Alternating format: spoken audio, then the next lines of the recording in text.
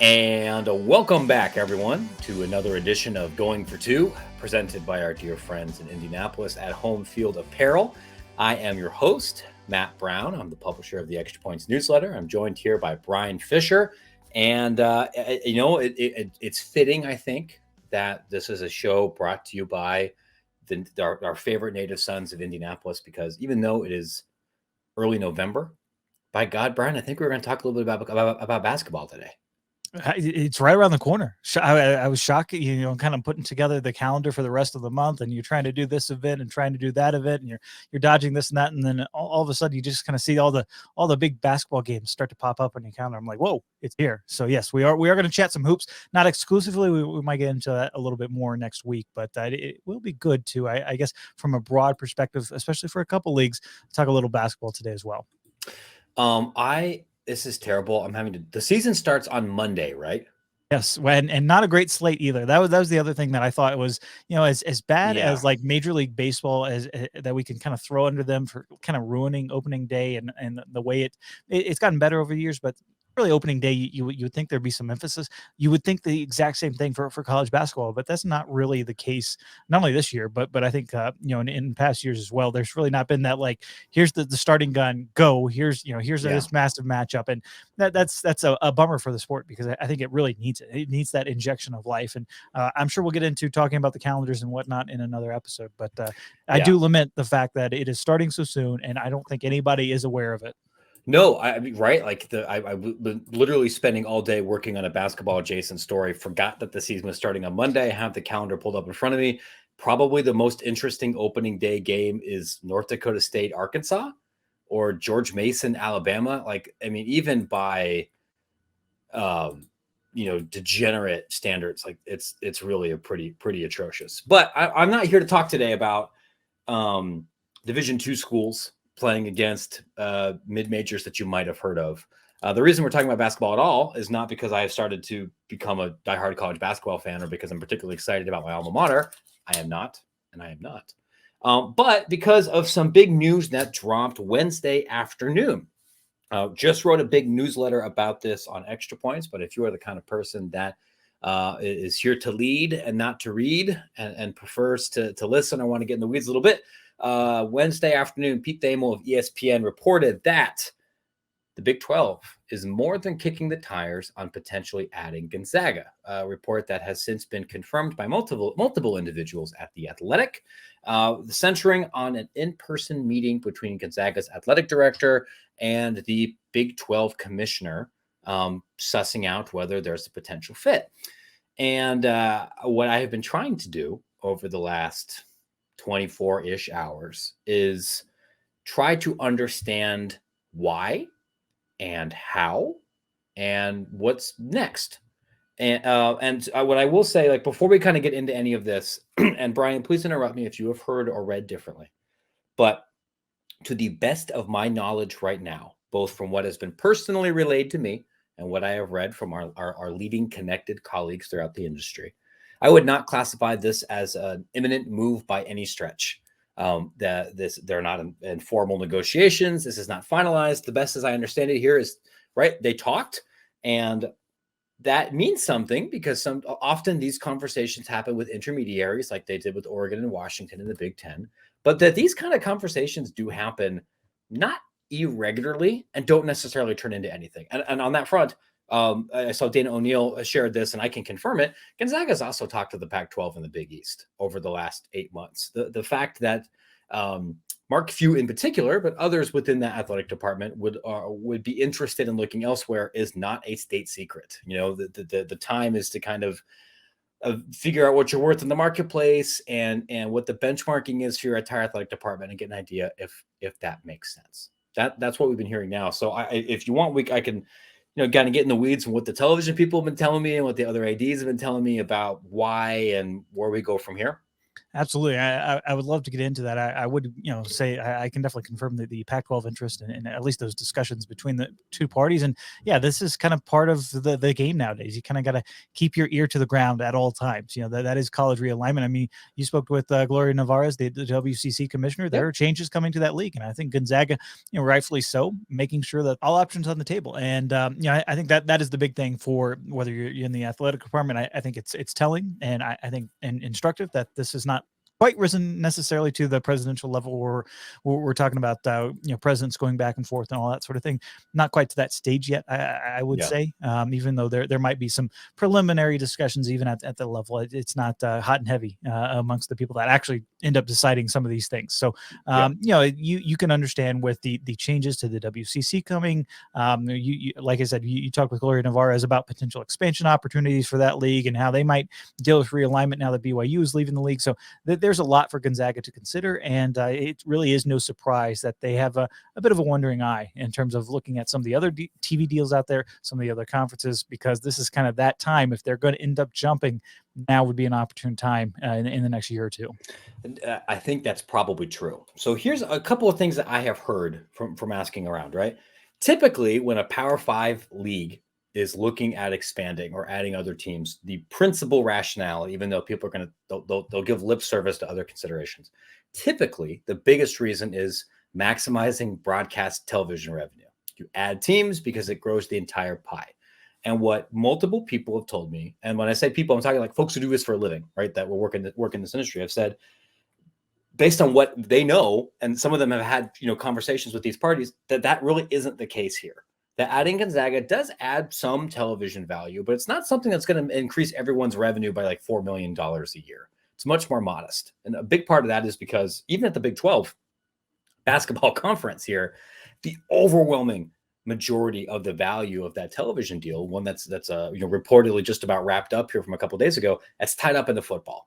The sheer college basketball, as much as this might pain anybody that's deeply tied to the sport, compared to college football, is a niche sport, and is not as financially valuable to an ESPN or a Fox. So we're looking at if it's maybe 18, 15, 18, 19, 20% of the whole deal is basketball specific. And then you're looking at one team, and Gonzaga, I have been told, is an especially difficult team to kind of project television value because their fundamentals, they're in a very small market. They're in Spokane. They're a relatively small Jesuit private school whose alumni base and like sidewalk fans are not nationally distributed. On paper, that would say crummy television. But Gonzaga is different because not only have they been elite, they've been to multiple national championship games. They've been a postseason mainstay now for over a decade, but they've become, in the eyes of Madison Avenue, like the Cinderella program, which, I think an equivalent to how Boise State's financial value is greater than that you would expect from Boise, Idaho. So is Gonzaga basketball to the nation. So, but then there's always the risk. Like, well, what if you do this and 2 years later, Mark Few retires and Gonzaga regresses a little bit, regresses 20%. Well, now you have a team that is not going to be as financially valuable and has nothing in common with the rest of your league and sticks out geographically. And the example that I've been hearing is Wichita State with the American Athletic, which looked like a one kind of decision when it happened. And then there was some coaching changes and the league changed a little bit. And that has not been your basketball bellwether. That has not been a team that's competed for anything close to a Final Four since then. And now you have a little bit of an outlier for what the league looks like right now. And not saying that they're going to kick Wichita State out, but would they make that same deal again now? Probably not, especially given that Loyola kind of eclipsed what Wichita had provided in a much shorter time period. So there's some risk there. The way it's been explained to me is like you would look at this as a modest television increase, but there's nothing in this contract that like Fox is saying like, yeah, there's going to be a pro rata bonus agreement if you get us the Zags for basketball. That's not in the deal as far as it's been explained to me. No, and I would be remiss if I didn't point out the last time you kind of heard some realignment rumors around Gonzaga. I believe they were connected with the Mountain West, probably 2018, 2019, that range. With 6 other schools. A couple other schools, yeah. When that ended up happening, what Gonzaga ended up doing was kind of leveraging a little bit of that interest into some changes in terms of the conference payouts with the NCAA tournament structure. So I think that there's another thing to kind of keep in mind, at least a little bit to the background of these conversations. But look, You don't. It could be incremental revenue. You're not giving them certainly a full football share or anything like that. The $30+ million. But when you're talking about marquee brands being added to your conference, I think that is the one thing that even your TV partners are willing to admit. Like you were saying, that it's not necessarily the Spokane market. It's not necessarily anything other than the brand. That it's this. You can put in factors about the size of the school and alumni basis, and yes, that all goes into the kind of the dollar figures that those media consultants are coming up with. But at the end of the day, right now in media, it is about brands, and Gonzaga is undoubtedly one of the biggest brands. And so I think that's why there's big conversation with the Big 12. I think it would make sense, certainly from a Pac-12 perspective, if they are bringing all their other sports as well, to potentially be another tag team member a little bit, if they bring in San Diego State as well as with the football program that the Aztecs would bring. So two other replacements, I guess you could say, for USC and UCLA moving forward. But I think it's all pretty fluid right now, all kind of at the more the earlier stages. But I think it was instructive that this report leaked. Not right after the Big 12 announced their big TV deal. And, there's a little momentum, I guess, coming out of Big 12 territory. And Brett Yormark, new to college sports, but he certainly understands that keeping everybody on their toes can be a good thing from his perspective. That's the other thing I want to make people aware of. And I when I am saying this, and I wrote it in the newsletter, and I kind of want to talk through it here, lest this get taken out of context, I'm not assigning nefarious motives to anybody. I'm just going to peel back the curtain and remind you guys, who's all listening here, how the sausage gets made with this kind of stuff. When we're talking about conference realignment, about rumors, about developments, about television or any of these other things, sometimes that information really does get out, even though all the parties don't want it to. That doesn't happen very often. It happens more often at the low and mid-major level, but that does happen. But most of the time, if there's been a meeting, or if somebody's talking to somebody else, or if there's concern somewhere, it's because somebody leaked it. And if somebody leaked it, there's generally a reason why. So if this information came from the Gonzaga camp, we would, I think, as consumers, have to think, well, how does Gonzaga benefit from the world knowing that they've now talked to multiple conferences? Is this a way for them to extract public leverage against the WCC or against these other conferences through the media? Is it because they're trying to send a particular message to their recruits? Is there something else going on? Is this something that the Big 12 leaked? Even if they knew that it wasn't super serious, maybe if you wanted to get out there to continue to establish buzz and make sure that all the reporters are talking about how the Big 12 is going on offense and how the Big 12 is going to eat the world. And this was something, honestly, that Craig Thompson did with the Mountain West a couple of times that would be very transparent when they were considering something. And so we all talked about it, even though it never really ended up happening. And we can debate whether that was good or bad for the Mountain West, but that was a way of manufacturing your own news cycle. If you wanted to, I don't know, hypothetically, if you wanted to rat fuck the Pac-12, and like in terms of like the political definition of that word here, right? If you wanted to steal momentum from them, if you wanted to cause chaos or mess with an administrator there, maybe this is something you would leak to. I don't actually know why. And quite frankly, the last week, I think of Big 12 news as a little bit curious. Like, it's unusual for news about your television deal to come out on a Sunday morning, 6 hours before the first NFL, game kicks off, and that typically dominates the media ecosystem there. So did you leak that because you were trying to head off news somewhere else, or control the news narrative, or know that somebody else had a story? These are things that, I have to think about.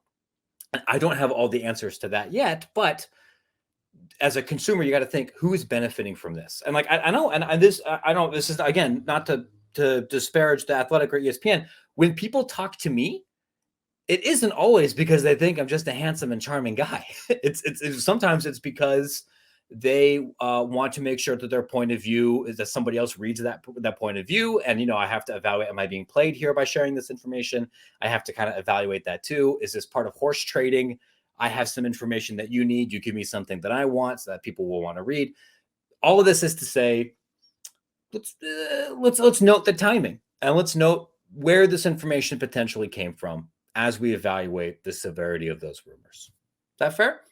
Absolutely, and I would just point out, the Big 12 media rights deal, kind of, SBJ does a terrific job. They've got some great sources, especially on the TV side. So Yeah. I'm not calling into doubt why they would report that. I think there has been essentially kind of the memorandum of understanding, but it was interesting, a little eyebrow raising to see that report on Sunday, knowing the deal was not completely finalized this week, and also knowing that the Pac-12 CEOs were all set to meet as well. So I think there's just a little bit of interesting intrigue, and I sure can't wait for a couple Big 12 Pac-12 bowl games, because I really do feel like those two leagues, fan bases, really need to take out their frustrations against each other on the football field somehow. But it'll be fun this year for bowl season on that front. Or if there's a couple of big basketball games or something, it would be nice to translate this rivalry from Twitter and from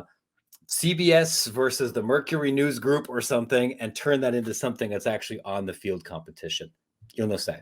So the other thing I want to quickly mention here, because this is going for two, and this is an extra points for the podcast, is, and the follow-up question is, what happens to everybody else? Here's what I can share, what I know right now. Part of the reason the WCC has not immediately added anybody to replace BYU is because you kind of wanted to wait and see if the Pac-12 fell apart or some other big changes happened that might dislodge a Stanford or dislodge somebody that wouldn't normally consider the WCC, but now needs a non-football home for something. And they're like, well, maybe, Denver is still going to be there. Seattle is still going to be there. But if we can wait a little bit and maybe have a chance to make a run at a really big additive program, it makes sense to do that. If we now know that Gonzaga is being more public about looking elsewhere, perhaps that changes the calculus. I called Gloria, and unfortunately, she declined to speak with me, which I don't. I understand, given everything that's going on there. That's one thing to think about. The other thing that I would remind my mid-major basketball friends is that traditionally, the West Coast Conference has had a very rigid institutional footprint.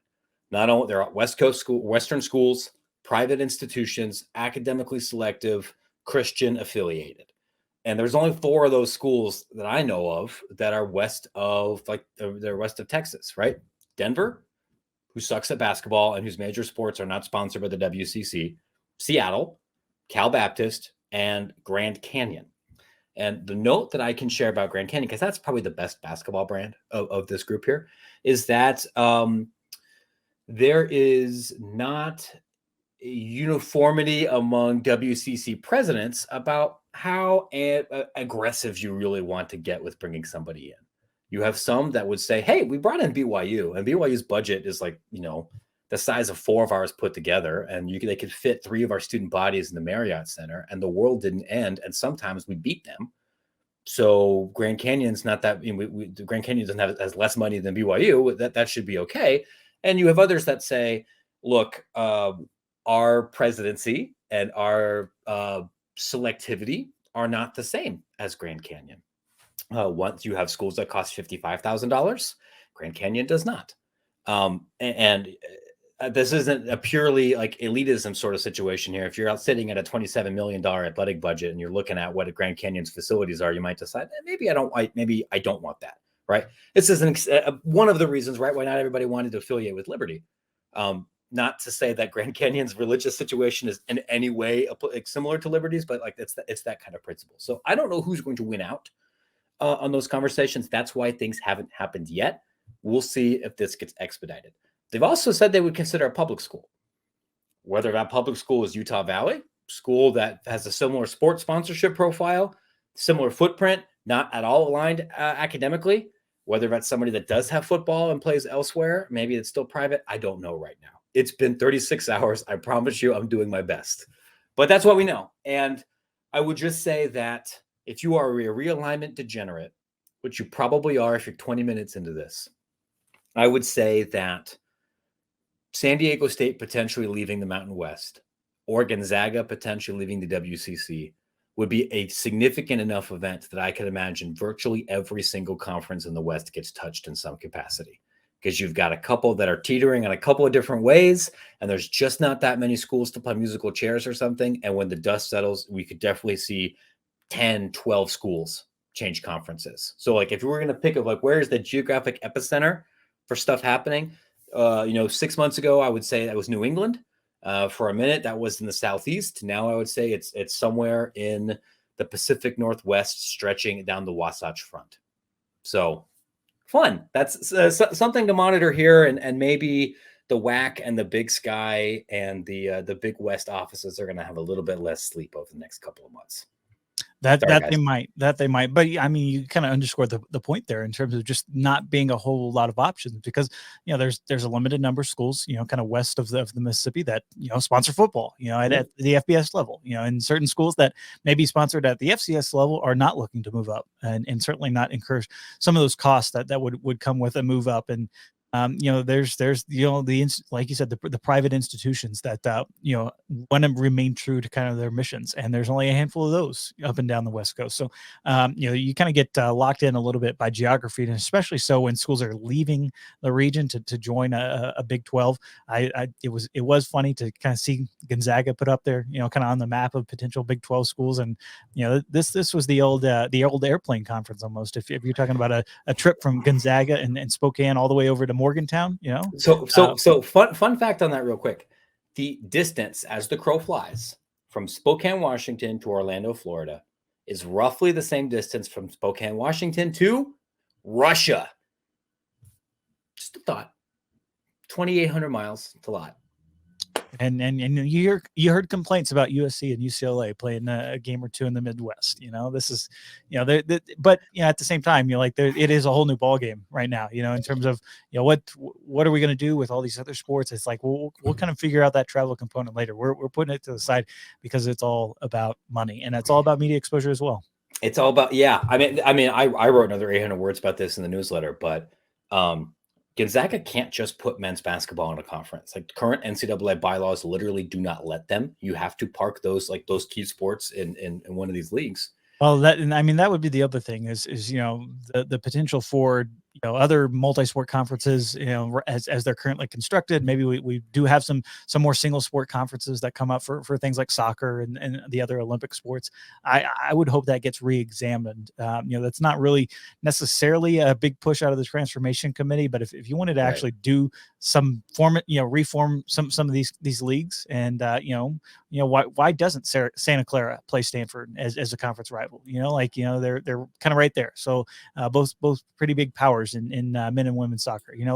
Let's look a little bit at some bigger changes that could lead to bigger things down the road, but that does not seem to be on the table at this point. So nobody is asking for that, even if that would be a good thing to do.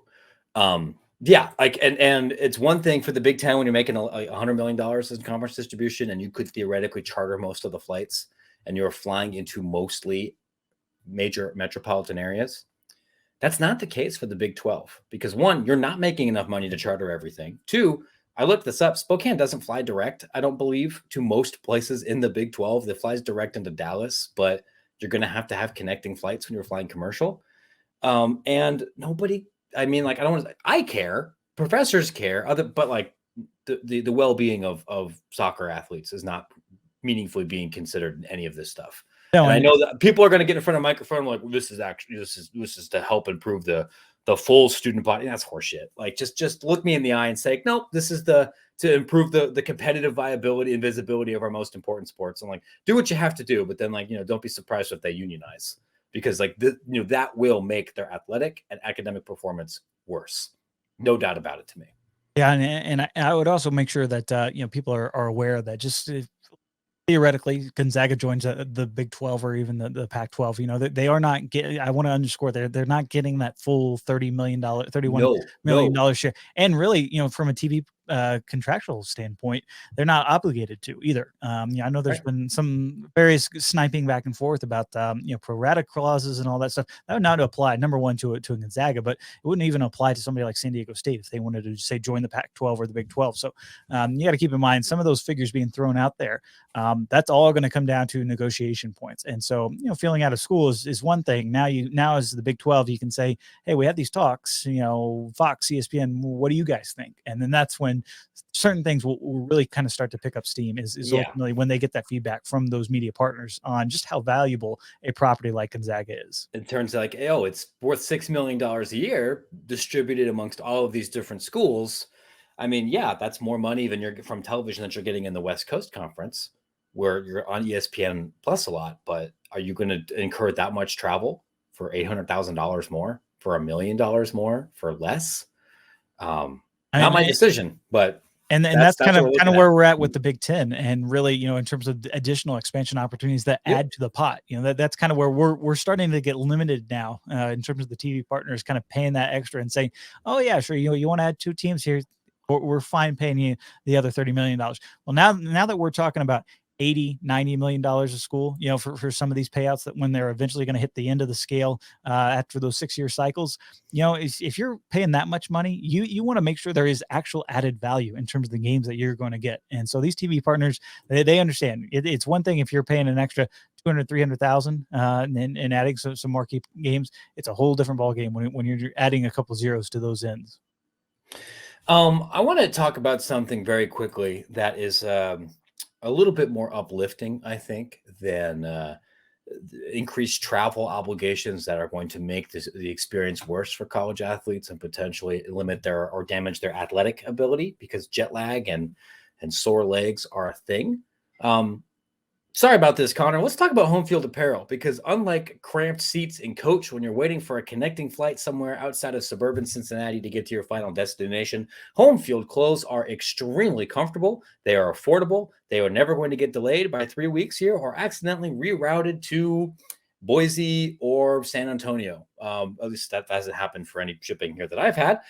They're not in the logistics business. They're in the giving you extremely comfortable clothes business, whether that's t-shirts. I'm wearing the Surfing Pelican here from the Tulane Green Wave, whether that's sweatpants, hoodies, crew necks, stickers. It's not clothes, but it's a cool thing. And any number of other adhesives and or clothing items. You can get all of those at homefieldapparel.com. They do have Gonzaga stuff. They have stuff for just about everybody in the Pac-12. They have stuff for just about everybody in the Big 12.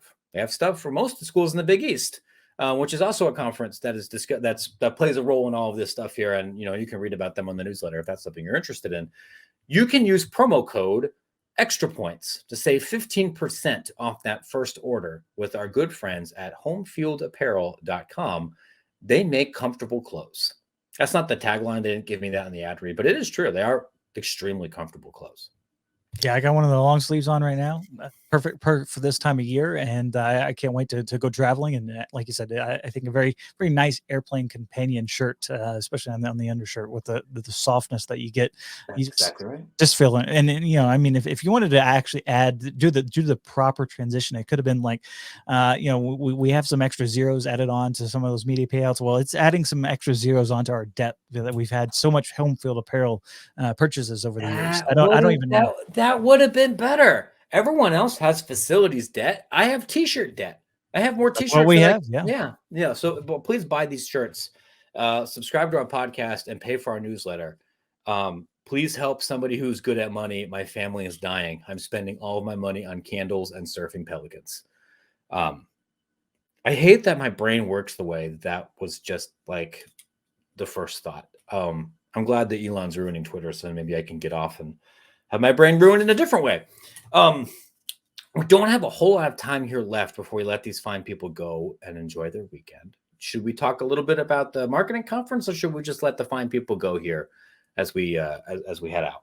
Well, I was going to say we could follow up kind of related to with the Pac-12, but you're right. We totally spaced on chatting about your trip to Charlotte and all that entailed. I'm sure there was multiple. I said it on the solo podcast I did with Bruce last Friday. Probably multiple cookout trips. I would assume. Not one. I should have. I didn't have a car. No. And sadly, I really was in that hotel most of the time. I did have some truly excellent barbecue. Went out and grabbed some soul food with our buddy Stephen Gaither, who runs HBCU Game Day. He's in town there. I might go back to Charlotte in like a month and a half, and then we'll have to do some cookouting. But no fast food at all, actually, which is saying something because I eat like garbage.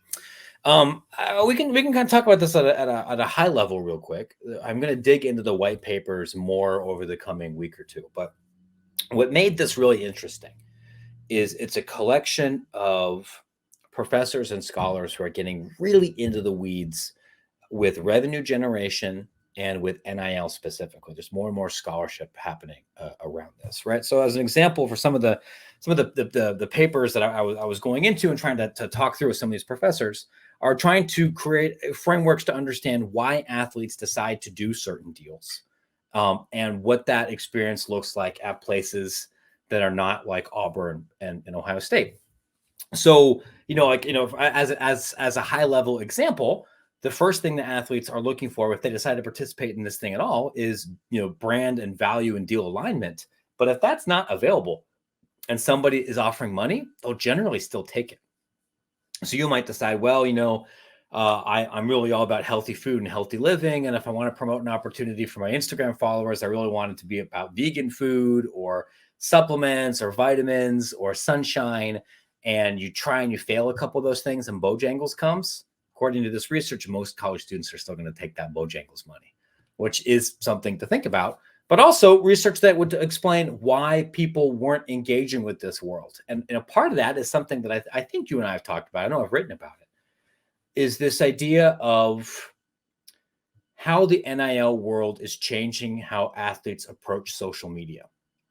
And part of that is, it is a difficult thing to ask any young person who they are. What are their values? What do they stand for? What is your identity? Part of being 18, 19, 20, 21, so figuring those things out. And probably, when you're in your 30s, like Brian and I'm guessing some of the things that you thought were really important are maybe not the same things that you thought were really important when you were 20, or the things that you thought like categorized you. And in the NIL world that focuses overwhelmingly on social media, which is not the only part of NIL, but it is the foundation of a lot of schools' NIL curriculum. They're the easiest NIL deals. It's what most people are doing right now. It's social media. This is a world that is now asking athletes to not only figure that stuff out very quickly and very publicly, but then commoditize it and sell it and package that to a marketer. And that's literally very difficult logistically. This is part of my job. As depressing as this is, I partly am some element of an influencer. And if I think about things in that way, it makes my brain leak out of my ears. And I need to go call up a therapist because I get extremely depressed. But that is like part of the gig. But there's also this realization of, do I need to post a certain kind of content in order for brands or for audience to follow? And this is especially an issue with women. Do they feel compelled to now post more sexualized content? Do they feel more compelled to minimize activism or sharing content relevant to specific racial affinity groups because that's perceived as less brand safe? Do I need to make sure I don't talk about my boyfriend or talk about my family or my personal life because that might seem less brand safe? Or do I need to do that even if I don't want to, and then invite negative parasocial relationships in my comments? And the research that I was a part of and talking through here would indicate this is a much bigger issue for women than it is for men. And part of that is because, frankly, a lot of men just suck at social media and aren't really engaging with it anyway. And people are just like still following the really bland content and not really giving marketers what they want. These are very different questions than how do I get my collective working on the same page? Or, how do I get people deals? They're a little bit more existential, but the mental health component, which is what we're talking about with college athletics all the time, is a huge part of how NIL is evolving moving forward. But I think especially for people that are not football and basketball players, because their NIL world really is selling crap on Instagram rather than shaking down a collective or some booster or something for like a make work autograph job. And there are some positives and significant potential negative externalities from that space. Oh, absolutely. And I think that kind of reaffirms what you kind of get the sense of, just seeing the actual hard data that you got with a lot of those white papers, just that you see anecdotally, kind of throughout there. And you're like, oh, really? He's got to deal with that company. All right. Yeah. Sure. Yeah. I think we kind of saw it in initial when the initial NIL gold rush happened, surrounding Barstool Sports in particular, in terms of like, oh, you're associating with that. And that's interesting. Okay. All right. And then, you kind of come to find out some of the financial particulars around some of those relationships. And yeah, it makes a little bit more sense in terms of some of those athletes entering into things. And honestly, when you talk with ADs, you talk with people that are kind of in the NIL space, for as much as they kind of reinforce that early on in terms of the education that they give, when you're at the beginning of the year, when you're on campus, when they have speakers and talking about NIL, as often as those schools can emphasize, worry about your brand, who you are associated, all that sort of stuff. Some of it just kind of comes in one ear, goes out the other when they see those dollar figures. That's almost all of it, period. Like, and that isn't just because grown-ups are boring. It's because 20-year-old athletes are already stretched so thin for so many other things, and a lot of this stuff is boring, right? Like when I still had an office job back in the day, and it was like 401k day, and somebody's coming in here to have very serious conversations about HSAs and different retirement vehicles, stuff that is legitimately like relevant to my life right now as somebody making real money. It's monkey crashing cymbals in my brain here at this point, right? And this is when I was in my early 30s. You'd ask me that when I was 20, it would have been like you were speaking Aramaic to me. It could not have possibly had any less relevance to my life, even if it was something I should have been paying attention to. And part of that was because I was in college, I was still working almost 40 hours a week. So like the only thing that my brain had capacity for other than work was the bare minimum of my academic coursework and girls. Everything else is, and that's how it is for some of these places. So of course, brand building and like existential philosophy questions about who you are on Instagram, no one's engaging with that, especially the guy teaching it is some 50-year-old. So this is an issue. The last thing that I thought was also interesting, I'm going to write about soon, is about MMR campaigns and sponsorship stuff within stadiums, right? If you go into a basketball arena right now, as everybody has, the team is going to sell signage throughout the arena. You're going to have sponsorships on the scoreboard, sponsorships on like the baselines, maybe on the upper deck, if it's a big arena, or near the concession stands all over the stadium. And they're priced differently. And it never occurred to me that no one had ever done this before. But I did talk to a couple of teams that went with a bunch of fans and gave them eye-tracking glasses over multiple games to see what stuff they actually looked at over the course of the game. And they found out that the highest priced stuff in the arena was not what was generating the most actual brand engagement. And then they even followed through with interviews later to see like what kind of campaigns actually led people to buy stuff, which makes me think that maybe some schools are not pricing this, or some gigantic MMR companies are not pricing this the most efficient way. As we are in a world where everybody's trying to find more quarters and dimes under the couch cushions, that's something to reevaluate, I think.